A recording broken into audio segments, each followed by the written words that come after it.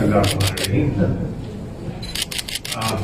and gentlemen, I have traveled to New York on the instructions of my Prime Minister, Prime Minister Mehmood, who asked me to go and share the sentiment of the people of Pakistan, the outrage on the streets of Pakistan, with the members of the General Assembly.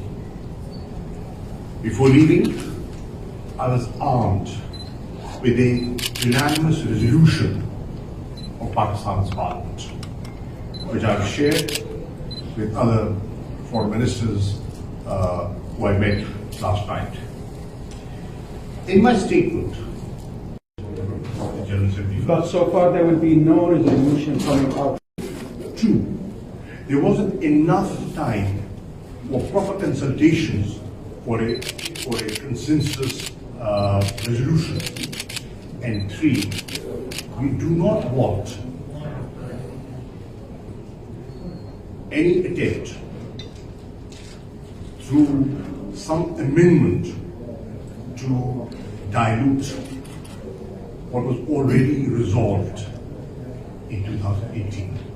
Sir, after having done all this, what more the Islamic countries, in particular in Pakistan, can do to protect the Palestinians?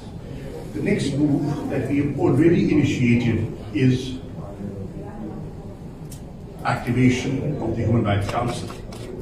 Pakistan, being a member of the Human Rights Council, has consulted with other OIC members, and we have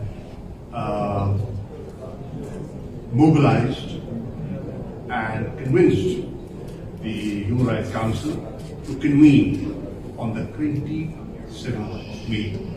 Inshallah, we will be taking the human angle, to the Human Rights Council, and we will draw their attention to the human rights violations that are continuing in Gaza, West Bank, and all over the occupied territories, and we'll try not just forge a consensus amongst ourselves, try and convince democratic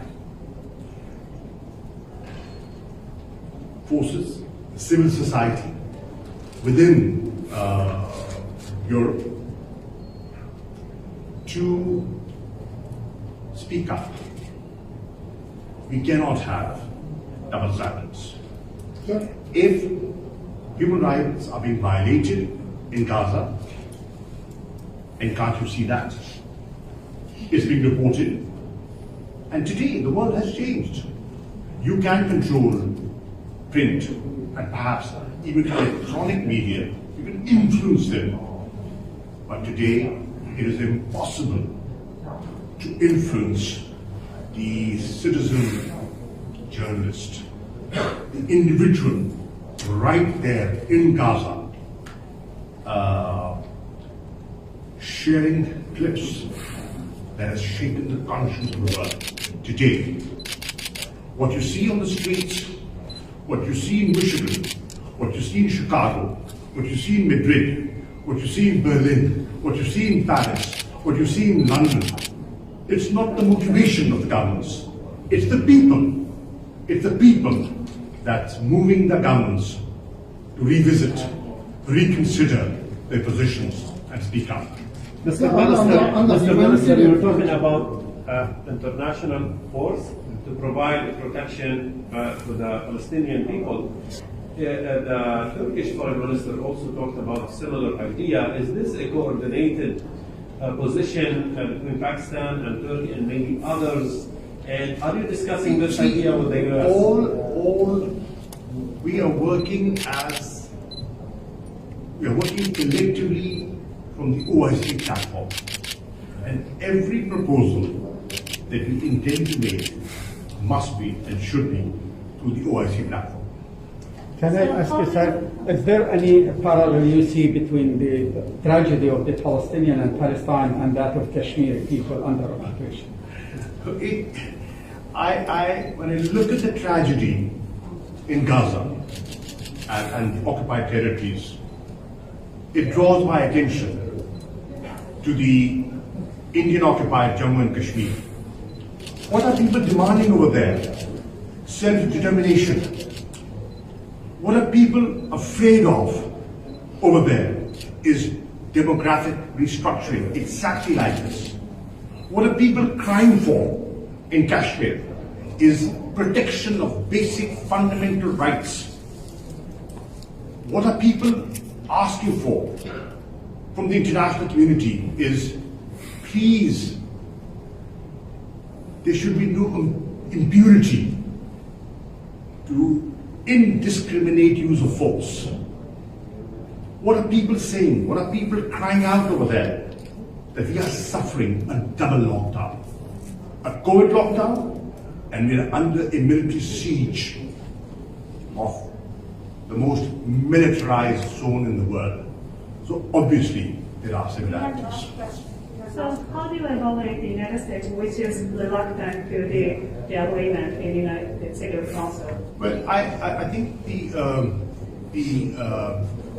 Biden administration is actively engaged. I had a word with Secretary Blinken. I spoke to him from Pakistan. We had a telephonic conversation, and he informed me that their representative was in the region trying to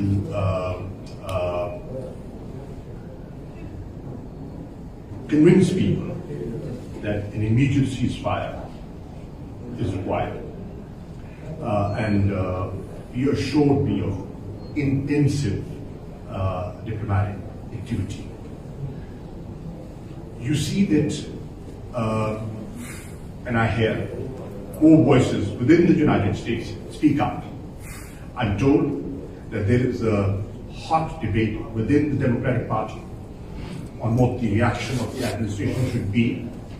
I'm told more and more people within the US Congress are speaking up. And I'm encouraged to see caring Americans who've always stood up for human rights and have stood up for universal values.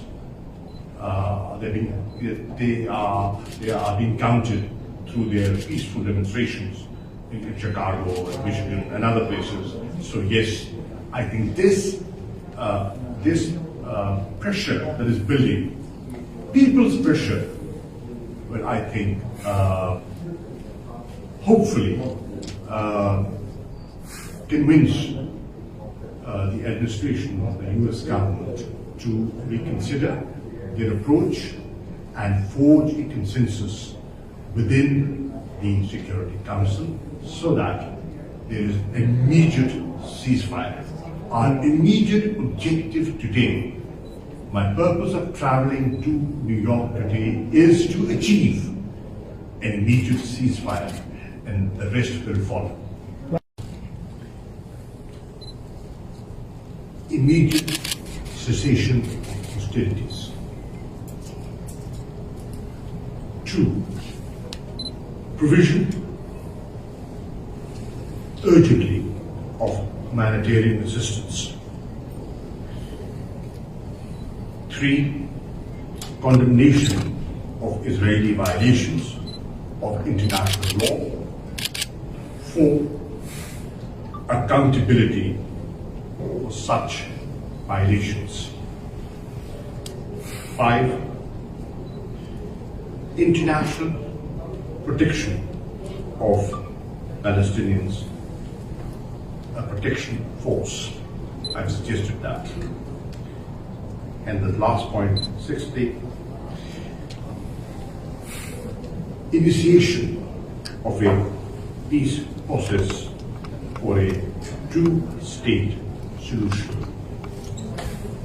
I'd like to add that people are generally, and people in Pakistan in particular, disappointed at the indecision, the lack of consensus in the Security Council.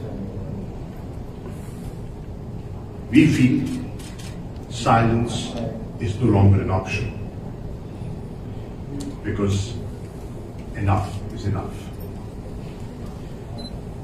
OIC, the Arab Group, the Northern Ireland Movement have collectively made, and with the support of the President of the General Assembly, made this session possible.